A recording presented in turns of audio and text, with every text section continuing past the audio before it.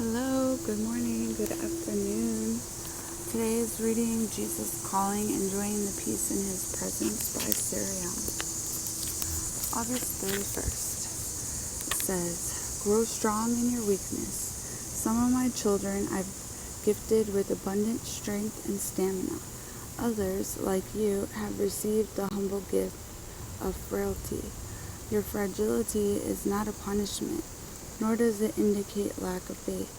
On the contrary, weak ones like you must live by faith, depending on me to get you through the day. I am developing your ability to trust me, to lean on me, rather than on your own understanding. Your natural preference is to plan out your day, knowing what will happen and when. My preference is for you to depend on me continually, trusting me to guide you and strengthen you as needed.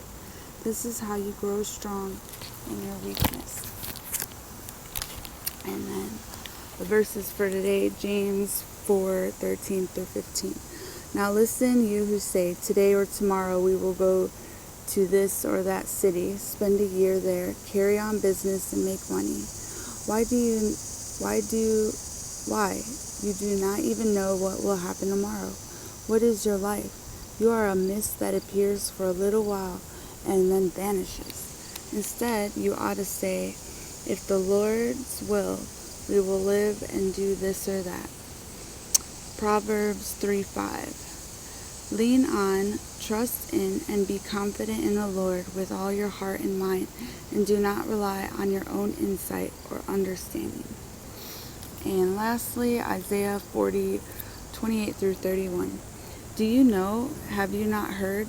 The Lord is everlasting God, the creator of the ends of the earth. He will not grow tired or weary, and his understanding no one can fathom. He gives strength to the weary and increases the power of the weak. Even youths grow tired and weary, and young men stumble and fall.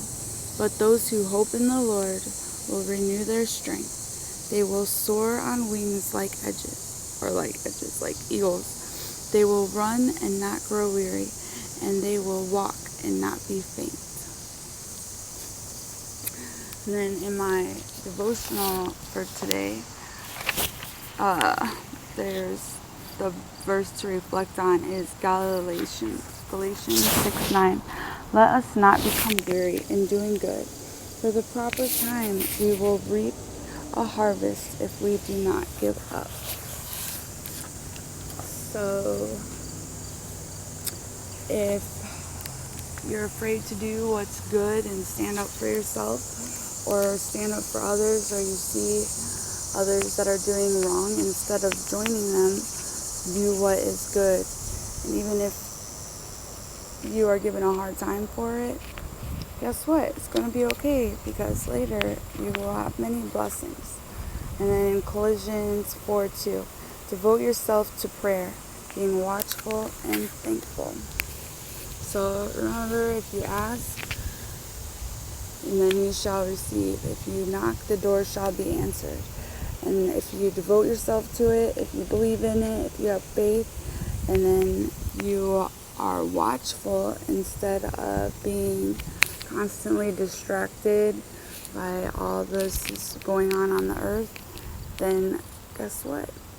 You will then be able to see the blessings that are trying to be presented to you, and always be thankful. Even if something bad happens, be thankful.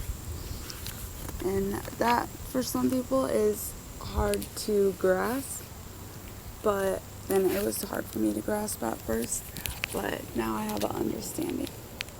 And since we missed yesterday's, there is no place too desolate that you cannot find me there. When Hagar fled from her mistress Sarah into the wilderness, she thought she was utterly alone and forsaken. But Hagar encountered me in that desolate place. There she addressed me as the living one who sees me. Through that encounter with my presence, she gained courage to return to her mistress. No set of circumstances could ever isolate you from my loving presence. Not only do I see you always, I see you as a redeemed saint, gloriously radiant in my righteousness. That is why I take great delight in you and rejoice over you with singing. Psalm 139, 7 through 10. Where can I go from your spirit? Where can I flee from your presence? If I go up to the heavens, you are there. If I make my bed in the depths, you are there. If I rise on the wings of the dawn, if I settle on the far side of the sea, even there your hand will guide me. Your right hand will hold me fast. And I hear a lot of, he'll hold you in his right hand, and I just hear that a lot.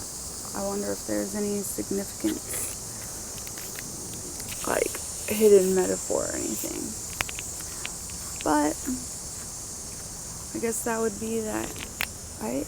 Hold his hand. He's always right by your side. He is within you. He is eternal. And then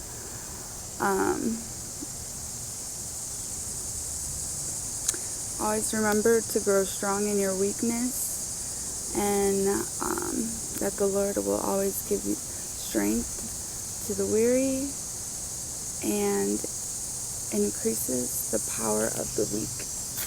Which, have you ever seen any of those stories where there's like a mom or someone's in danger, and then magically it's like they get superhuman strength and they can magically lift up a car or make it just in the nick of a time to save someone? That's the type of superhuman strength. Alright, y'all, have a good day, and remember to devote yourself to prayer. Be watchful and thankful, and remember to bless all your foods and all your drinks and everything. Alright.